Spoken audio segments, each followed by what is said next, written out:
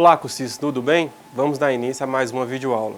E hoje vamos estudar sobre as tecnologias assistivas como instrumento de acessibilidade, inclusão e equiparação de oportunidades. E também vamos entender mais sobre a acessibilidade digital e sua importância. Iniciamos buscando registros históricos, pois se sabe que historicamente as pessoas com deficiência foram totalmente excluídas das redes de ensino, ou quando muito tiveram acesso parcial à educação, ou quando se dava a partir dos modelos de segregação ou integração. No primeiro modelo, a segregação, o estudante com deficiência era atendido por uma instituição educacional apartada do ambiente da escola comum, denominada escola especial. No segundo modelo, a integração, o aluno frequentava uma sala de aula inserida dentro de uma escola comum, porém exclusivamente destinada a pessoas com deficiência. É o que chamamos de sala especial. Os dois modelos admitiam outras variações quanto ao modo de atendimento, mas em ambos os casos, os serviços não eram desenvolvidos pela área da educação especial, até então estruturada como uma modalidade substitutiva do ensino comum. Como resultado, o estudante era privado do processo de aprendizagem em um ambiente de contato contínuo com os demais alunos, sob a alegação de que isso garantia um atendimento de maior qualidade. A evolução do campo dos direitos humanos trouxe à tona o paradigma de inclusão. Essa proposta é orientada pelo direito de que todos os estudantes têm de frequentar a sala de aula comum juntos, aprendendo e participando sem nenhum tipo de discriminação. E qual a diferença entre integração e inclusão? Apesar de serem confundidos, os termos partem de um conjunto completamente diferente de pressupostos. Em uma perspectiva histórica, cronológica, na maioria dos países, a integração precede a educação inclusiva no que diz respeito às políticas e práticas. O modelo da integração é baseado na busca pela normalização. Nega-se a questão da diferença, a integração admite exceções, uma vez que é baseada em padrões, requisitos e condições. Já a educação inclusiva é incondicional. Uma escola inclusiva é uma escola que inclui a todos, sem discriminação, e a cada um, com suas diferenças, independente de sexo, idade, religião, origem étnica, raça, deficiência. Uma escola inclusiva é aquela com oportunidades iguais para todos e estratégias diferentes para cada um, de modo que todos possam desenvolver seu potencial. Uma escola que reconhece a educação como direito humano básico é como alicerce de uma sociedade mais justa e igualitária. Conforme os documentos nacionais e internacionais que resguardam os direitos universais, a educação é um dos direitos básicos de toda e qualquer pessoa, ao contrário da integração, na qual o aluno deve se adaptar às condições da escola. A inclusão prevê sua transformação de modo a garantir o acesso, a permanência e a aprendizagem de todos. Garantir esse direito implica que o sistema de ensino seja reestruturado e de que as escolas trabalhem a partir de uma nova cultura, concretizando através de ações, articulações e da participação direita de todos, que seriam autoridades, os gestores públicos, gestores escolares, os educadores, técnicos, funcionários, alunos, familiares e toda a comunidade. E por que a integração ainda se manifesta no dia a dia nas escolas? Tornar uma escola inclusiva implica transformar a cultura escolar, ou seja, as políticas, as práticas, inclusive as pessoas que fazem parte dela, para garantir o direito de toda a educação. Implicar muda a visão de homogeneidade para a diversidade. Acredito que todos podem aprender e reconstruir a escola de forma que seja, de fato, para todos, sem exceção. Porém, o que acontece é que nem todas as escolas estão dispostas a mudar tanto assim. Por isso, assumo a inclusão como um projeto adicional, atrelado às práticas já existentes. Ela se autodefine inclusiva simplesmente pela presença de estudantes com deficiência. A educação inclusiva não é mais um objetivo a ser priorizado, nem diz respeito somente ao acesso. Ela é o próprio projeto e diz respeito ao direito de todos de participar e aprender com igualdade de condições. Por isso, exige a transformação da escola a partir do reconhecimento da diferença como um valor intrinsecamente humano no direito de cada um ser como é. Na integração, por outro lado, os alunos têm que moldar-se a um padrão estabelecido pela escola. Essa, por sua vez, continua a mesma com valores e modos de organização baseados na expectativa ilusória de homogeneidade. A inserção é parcial e condicional, caracterizando-se pela existência de escola e classes especiais, destinadas aos estudantes não considerados aptos a frequentar uma escola ou sala de aula comum. Mas vale ressaltar que nem sempre a discriminação é tão explícita.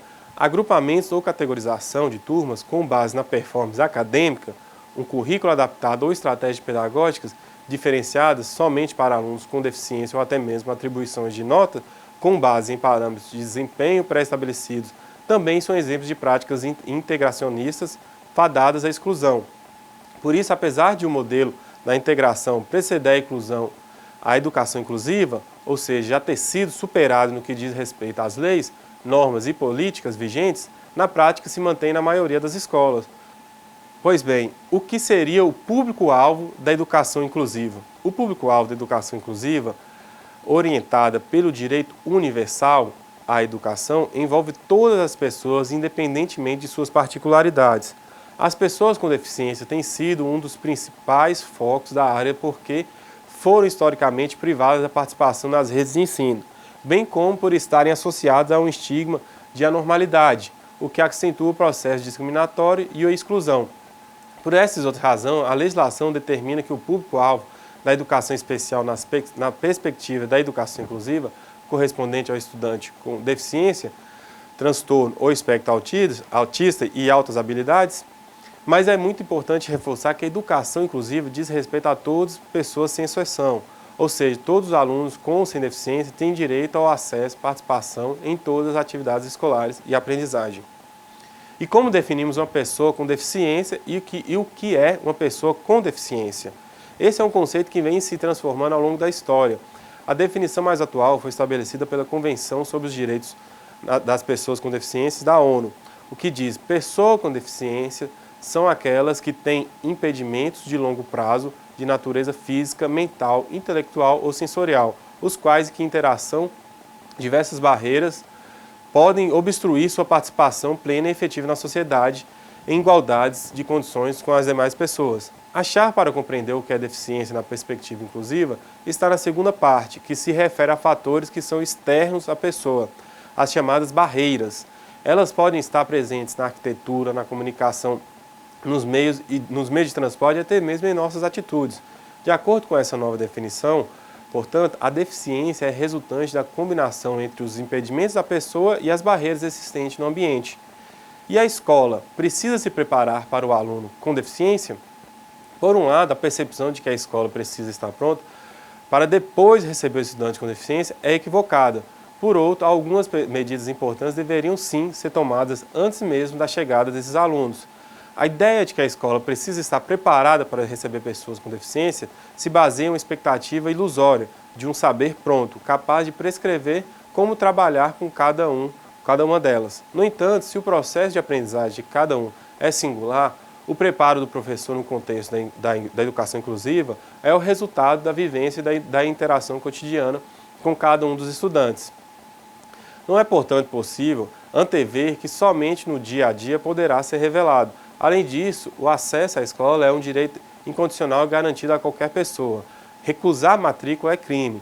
Lembre-se disso, recusar matrícula é crime, não há como alegar despreparo. Por outro lado, é preciso levar em conta que o direito à educação abrange, além de acesso, participação efetiva, sem discriminação e com base na igualdade de oportunidades para o pleno desenvolvimento potencial de qualquer estudante.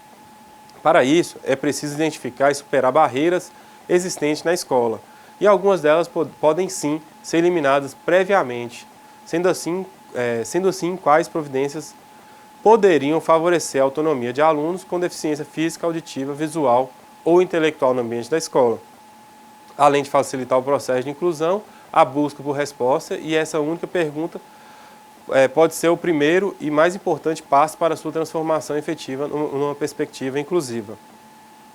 Muito bem, pessoal, você se lembra que o termo tecnologia assistiva diz respeito a toda e qualquer ferramenta de uso pessoal criada especificamente para compensar os impedimentos de uma pessoa e melhorar sua capacidade funcional. Trata-se do conjunto de produtos, serviços, técnicas, aparelhos e procedimentos que contribuem para proporcionar ou ampliar habilidades. As tecnologias assistivas também auxiliam a mobilidade, a percepção e a utilização do meio ambiente e seus elementos. Entendido isso, vamos entender sobre a acessibilidade.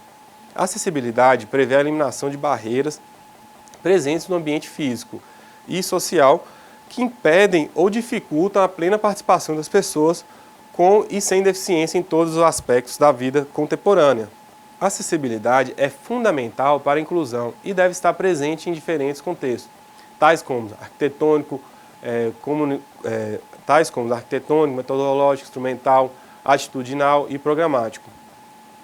Quando se estuda sobre acessibilidade, vamos em contextos relacionados à acessibilidade, que são eles: a acessibilidade arquitetônica, que está relacionada à eliminação de barreiras, ambiente físico das residências, nos edifícios, nos espaços e equipamentos urbanos, nos meios de transporte individuais e coletivos. Temos também a acessibilidade comunicacional, que é a eliminação de barreiras na comunicação interpessoal.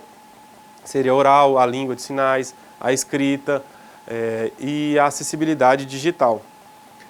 A acessibilidade metodológica seria a eliminação de barreiras nos métodos de técnicas de estudo, também relacionada a técnicas de trabalho, de ação comunitária e de educação familiar.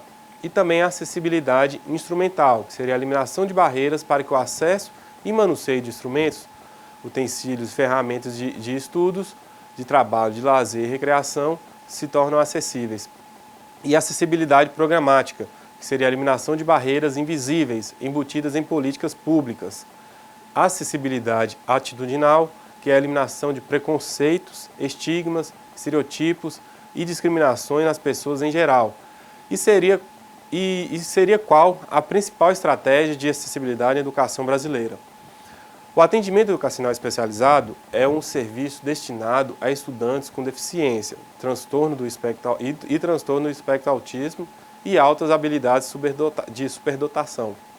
Seu objetivo é desenvolver práticas pedagógicas inclusivas e atividades diversificadas para eliminar barreiras no processo de ensino-aprendizagem e garantir o pleno acesso à participação dos alunos na escola regular. Por esse motivo, configura como uma das principais estratégias de acessibilidade um contexto educacional brasileiro. E o que significa acessibilidade digital? Entende-se que o conceito de acessibilidade se baseia no direito e na facilidade de todas as pessoas gozarem de atividades, serviços, produtos e conteúdos disponíveis na sociedade, sem nenhum tipo de impedimento, independente de possíveis limitações físicas, sociais, culturais, entre outros. Assim, a acessibilidade digital engloba todas as diretrizes convencionais somadas à questão digital. Os usuários devem ter o máximo de experiência com o mínimo de interferência externa.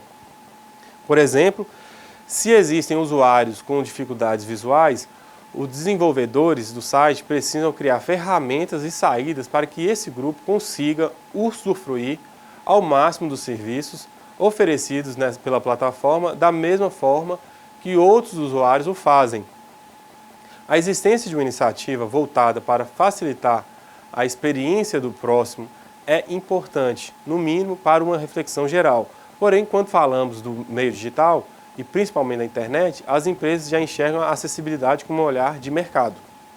Se a sociedade entende que é preciso investimento e prática voltados para tornar o mundo digital mais agradável para quem acessa e as empresas se veem na obrigação de seguir esse caminho, então a promoção da acessibilidade digital se torna imprescindível para todos. E para que a acessibilidade digital possa funcionar nas práticas, é preciso que os donos de sites invistam em tecnologia assistiva e outras ferramentas voltadas para facilitar o acesso do usuário e todas as opções disponíveis em websites. Hoje, muitos empreendedores e desenvolvedores já entendem a importância da acessibilidade e utilizam recursos para que o conceito seja aplicado na internet. Vou agora citar exemplos de atitudes digitais que podem e são utilizadas no mercado em termos de acessibilidade. Temos a descrição alternativa das imagens, que são úteis para usuários que têm a deficiência visual parcial ou completa. A ferramenta de trabalho, descrevendo as imagens que surgem na tela por meio de textos alternativos. Porém, é importante que o sistema seja inserido para descrever as imagens e não eventuais produtos e serviços oferecidos pela empresa. A escolha de entender melhor sobre esses deve ficar a cargo do usuário. Existe a simplificação dos textos que se baseia na ideia de um texto bem escrito, não precisa ser formado por palavras complexas ou poucos usuais. A maioria das pessoas acham cansativos textos muito técnicos com alto grau de dificuldade. Para usuários com deficiências, tipo de dislexia, a experiência pode ser ainda mais desagradável. Por isso é importante utilizar conhecimento e facilidade de escrita para desenvolver textos simplificados e de melhor entendimento. Algumas dicas nesse sentido seriam utilizar parágrafos curtos, caso precise aplicar termos técnicos, sempre explique o significado. Palavras em inglês também precisam ser traduzidas ou explicadas e utilizar links externos caso necessite de uma explicação mais detalhada. Existe também a atitude de evitar funções acessíveis apenas pelo mouse, como ela funciona. Alguns usuários têm limitações motoras e não podem utilizar o mouse livremente. Então é importante que o mouse não seja impedimento para uma livre navegação. É essencial que o site garanta livre acesso sem uso de uma ferramenta única. Existem várias opções de atalho no teclado que substituem a função de mouse, mas é necessário que o site aceite esse tipo de configuração. Além disso, atualmente no mercado já são encontrados softwares de tecnologia assistiva que permitem o controle do teclado e cursor do mouse apenas com comando de voz ou movimento de cabeça, transformando o próprio usuário nas ferramentas de acesso convencionais. Resumindo, a acessibilidade digital já não é mais um assunto restrito a um grupo de pessoas. Ainda que seja essencial o conhecimento dos direitos por parte das pessoas com deficiência, é preciso uma participação maior da sociedade e do interesse real das empresas. Afinal, quanto mais facilidade, a liberdade de acesso, melhor para todos. Comunicar significa tornar comum pensamentos, sentimentos, entre outros. Vamos agora apresentar exemplos de acessibilidade digitais. Iniciamos com a categoria dos leitores de tela. O software de leitores de tela permite que a tecnologia de voz seja sintetizada em ambientes Windows e há um sintetizador de voz que é integrado ao software que utiliza a placa, as caixas de som, a fim de transmitir as informações exibidas no monitor. Para o uso desse software não é necessário utilizar mouse ou monitor. O software Virtual Vision é um leitor de tela desenvolvido no Brasil pela Micropower, sendo utilizado pelo ambiente Windows. É um programa de fácil utilização, pois não é necessário utilizar mouse ou atalhos no teclado. E pode ser configurado pelo painel de controle, onde há diversas possibilidades. É possível fazer leitura de página da internet através do Explorer Internet, sendo que a pronúncia da palavra pode ser realizada letra a letra. E por fim tem o DOSVox, que é um sistema operacional que contém os elementos de interface com o usuário que possui sistema de síntese de fala e contém recursos de editor, leitor, impressor formador de texto, impressor formador para braille.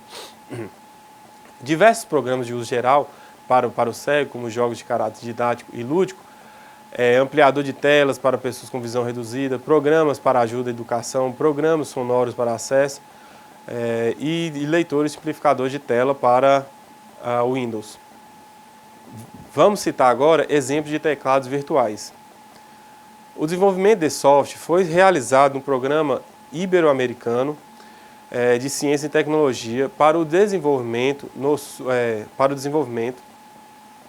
no subprograma Eletrônica e Informática Aplicadas, no projeto Novas Tecnologias para a Autonomia Personal e de Capacitados.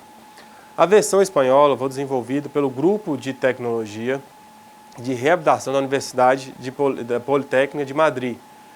A adaptação para o Brasil foi realizada pelo grupo de profissionais que compõem o CIES Edu com FACED, da Universidade Federal do Rio Grande do Sul. Pessoas portadoras de deficiência física ou motoras alfabetizadas que possuem movimentos em alguma parte do corpo para que possa controlar um dispositivo chamado de acionador ou mesmo alguma tela de trabalho, uma tela do teclado padrão convencional pode fazer o uso do simulador de teclado.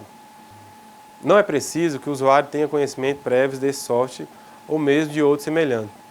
O simulador de teclado simula na tela do computador o teclado convencional, os agrupamentos apresentados por janela têm algo em comum entre eles, como letras, números e comandos relacionados entre si.